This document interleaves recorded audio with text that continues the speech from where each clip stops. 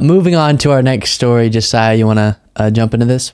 Yes, I do. This one is a positive, happy one that will actually lower one's blood pressure, folks. It will make us happy. It will make us delighted because it concerns Jessica Tarlov, the warrior, the liberal progressive warrior on the Fox propaganda network, especially since I think Geraldo Rivera just got fired. So she is like the last voice of sanity on the Fox propaganda network. She is a frequent co-host on The Five. She is outnumbered 4-1. In fact, that might as well be what they call it, 4-1 instead of The Five. But listen, she was on there and she was handing out L's left, right, and center to her conservative co-hosts regarding bidenomics. Bidenomics being the phrase that the press used to, in a pejorative sense, like the Wall Street Journal and the Financial Times, would refer to President Biden's economic agenda and accomplishments. Well, President Biden and the Democrats are looking to take that term back and use it, weaponize it for their own benefit in the way that Ronald Reagan did with Reaganomics back in the 80s. So Jessica Tarlov, in a couple of clips that we're going to play, she is defending President Biden's agenda. And for like the first time in the history of this program, Luke, her conservative co-hosts don't interrupt her. Interesting, isn't it? Let's play one of the clips.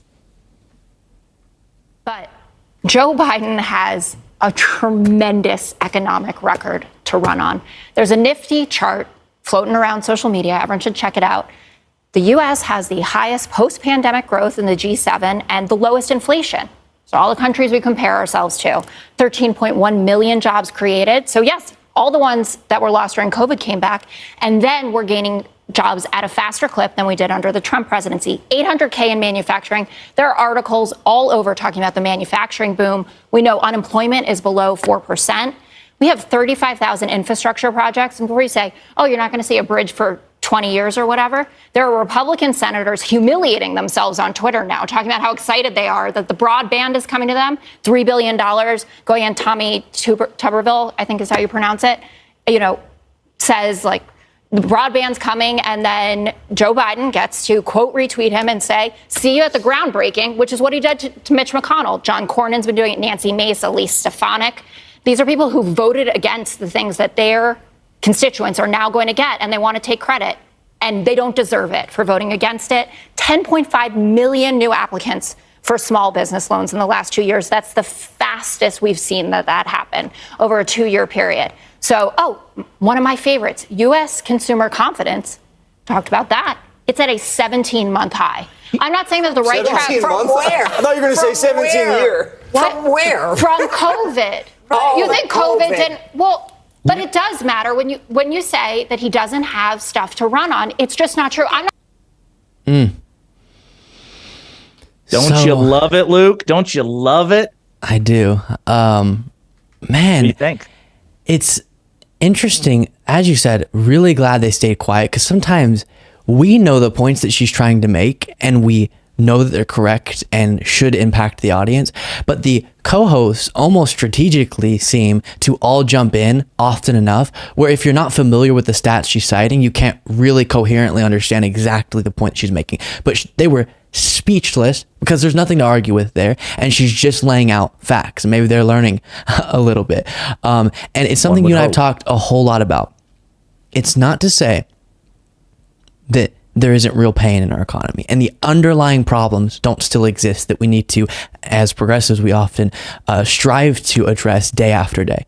But when we compare the current economic metrics to that of other times, especially post a crisis like the economic crisis that COVID caused, it is stunning, the economic recovery that we've experienced while President Biden has been president of the United States. And if you want to say Trump was great because he, before COVID, didn't mess up the economic trajectory we were on after Obama's presidency, and that's why Trump was amazing, then you must think Biden's incredible economically, even though we know presidents don't have everything to do with the economy, and Biden has done some things you can directly tie to some of the economic success. And so you should really give credit, especially if you're someone who gives Trump credit way more than he deserves. And there, I just love how they're just kind of like, well, what, 17 months? Oh, it should have been 17 years. Like, what's your argument? You've been pretending and lying to your audience, telling them that Biden's running the economy into the ground, when in reality, he is overseeing and in part leading on because of legislative successes, an economic recovery that, as she noted, G7 countries were faster, more effective than every other developed country that we compare our economy to, that kind of has a similar styled or structured, I guess, just comparable economy. We're winning, I guess, on that front.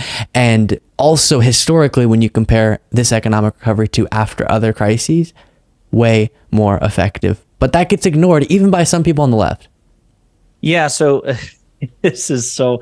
Again, I love it. It's almost like a novel. It's almost like a well-written novel, some of the conversations that we have, because they consistently hit on reaffirming themes.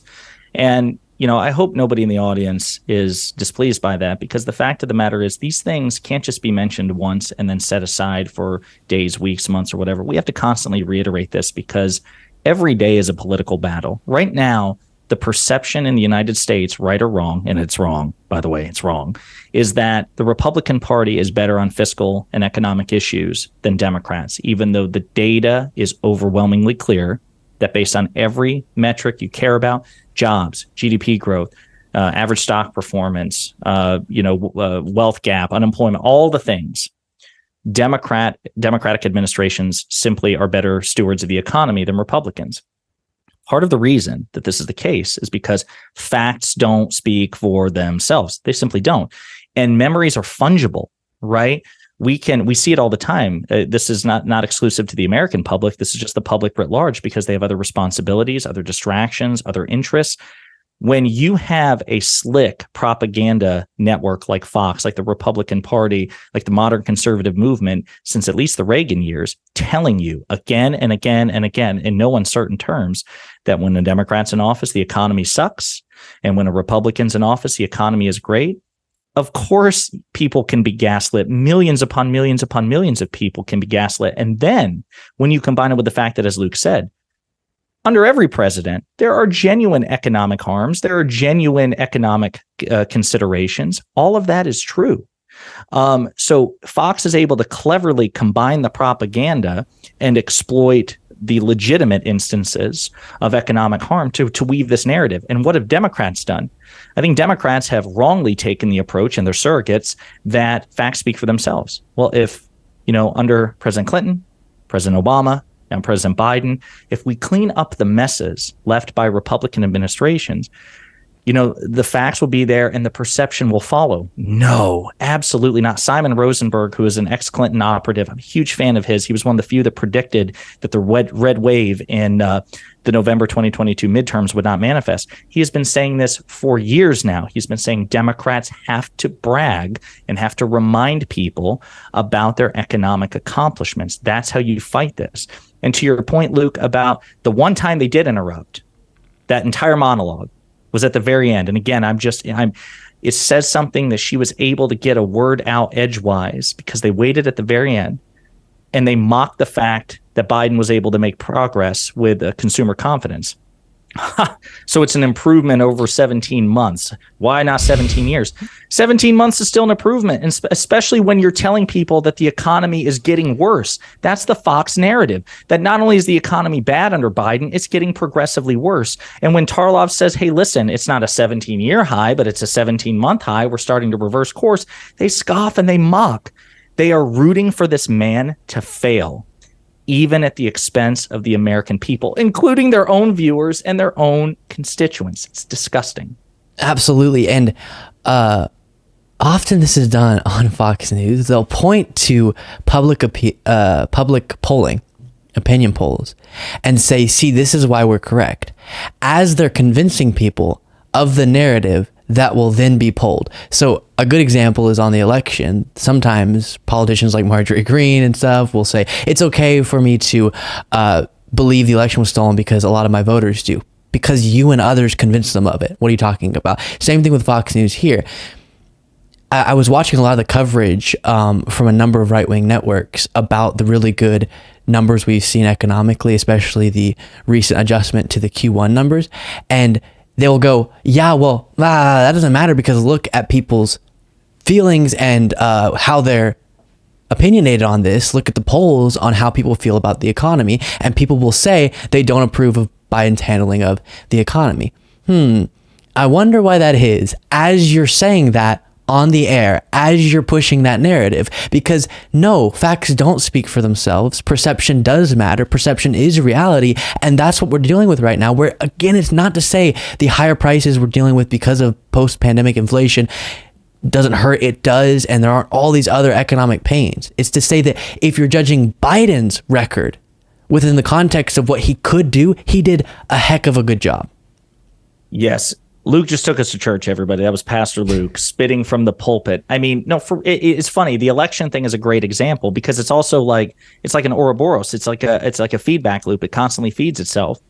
So Trump used the bully pulpit and his position as the leader of the Republican cult to preemptively cast doubt on the election before the election started, during the election, and after the election. And of course, that convinced tens of millions of people irrationally, but that's how cults behave. And then Fox News would cite that, like, see, people, there's something wrong with our elections, whether you like it or not, because nearly half the country says that there's something wrong with the elections. Well, against a feedback loop, and they constantly use it to justify. And to your point, people like Dana Perino, and I don't want to give Jesse Waters and Greg Gutfeld and Janine Pirro a pass, but Dana Perino also does the morning show. See, she's supposed to be one of the Fox News hard journalists, along with Brett Baer and others as well. So when Dana Perino, who is on the 5, when these data points are being cited, and it's pointed out, because it should be pointed out that the public has the wrong perception of Republicans' handling of the economy versus Democrats, right? It should be pointed out that the facts don't align with that. Dana Perino should be they can report on the fact that the perception is one way, but then they should be trying to correct the record if they were actual journalists, right? So like if they were covering a story, I guarantee you, Luke, they were covering a story about a resurgence of flat earth theory. Like flat earth has taken off again, and there are people all over the country who are increasingly believing that the earth is flat. Every journalist on every network, including Fox, would say, but the evidence is conclusive, the earth is round. Right. Why aren't they doing that, Luke, about the Biden economy? Because they have an agenda. Yeah, you're exactly right. Sorry. The increase in a belief about the earth being flat doesn't make it any more moral for a pundit on TV to say that the earth is flat.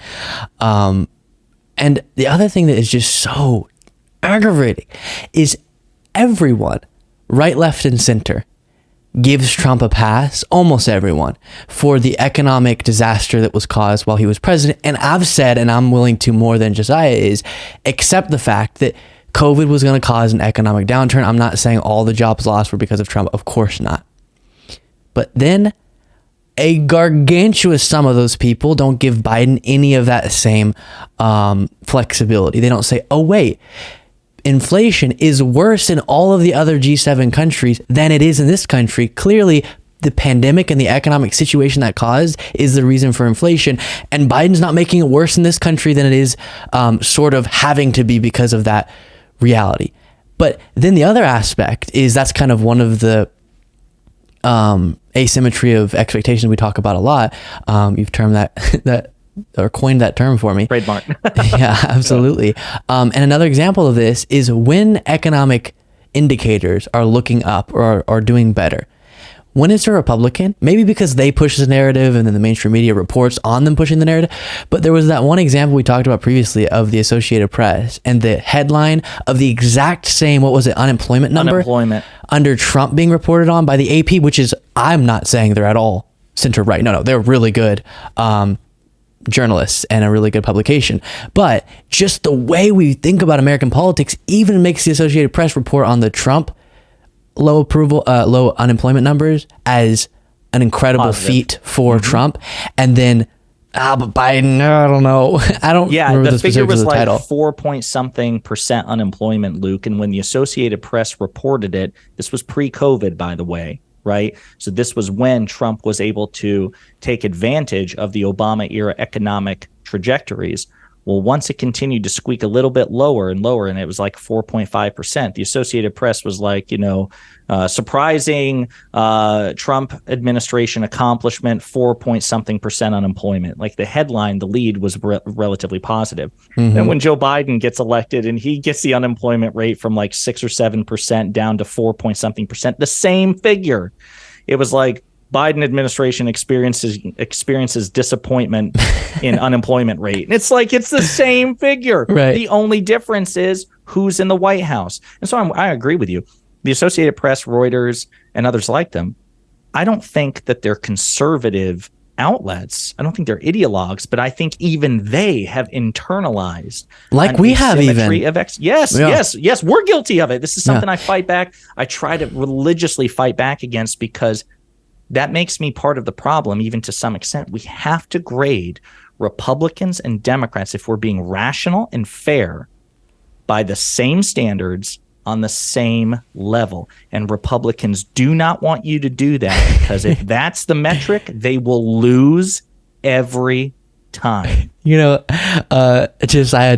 texting back and forth before the show started, and we were like, oh no, there's a story about the economy. We're going to get on a really long rant, because every time we do, because of how blatantly wrong just so much of the way we approach this subject is, it's not even questionable. You go to very conservative economists, they might have different reasons or speculation about why this might be, but they accept last 100 years, Democratic administrations have overseen way better economic indicators than Republicans.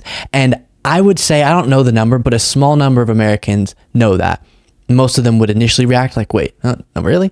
And it's funny, because we talk so much about this, it's kind of like one of those toys where I've been wound up, and I'm actually pretty good out, I think, in social settings, even though I'm super political and even my free time is mostly spent doing political things, at separating that when it's going to be uncomfortable. I was sitting at a dinner the other night and someone said, I don't like a lot of things about Republicans, but I know they're better for the economy. And I didn't even mean to. I went, no. And they were like, what? I was like, oh, sorry. And then I explained to them, but it was just like so aggressive. I was all bent up about it. Yes, because that's the default state. How many times have you heard this? I'm socially liberal, but fiscally conservative, because it's just the standard refrain of somebody who's not politically engaged. And I want to be clear about this. We're not making fun of the average constituent who says that, because, again, I get it. Like, if you're not obsessed with politics, perhaps to the unhealthy extent that Luke and I are, I get how that might, that reality might elide a person, because especially when mainstream media, conservative media, are telling you again and again and again and again and again that Republicans and conservatives are better on fiscal and economic policy. You just kind of internalize it and move on. That's why Democrats and their surrogates, people, especially like Luke with his platform, myself, people, content creators and commentators and pundits of various size, we have to be consistent about this. And we have to try every combination of words. And that's why we're hoping that these ongoing rants, which we so easily slip into, that if those of you who are watching who are kind of on the fence, you might be persuaded, if you catch one of these videos at the right time with the right combination of words, to accept the fact that if you want a strong economy and that's what's going to determine your vote, then in every election, you're statistically speaking much better off voting Democrat. And that's my mic drop, Luke. Thank you so much for watching. For the outro on this video, I want to plug Josiah's channel. Hit them with it, Josiah. Hey, everybody. I appreciate you watching. You can find me at youtube.com/@ponderingpolitics. One word, pondering politics. If you like progressive commentary that focuses on coalition building with other elements of the left and calling the Republican Party out for what it's become, I hope you'll view my channel. Give me a like and subscribe and some feedback. Again, youtube.com/@ponderingpolitics. Thanks again.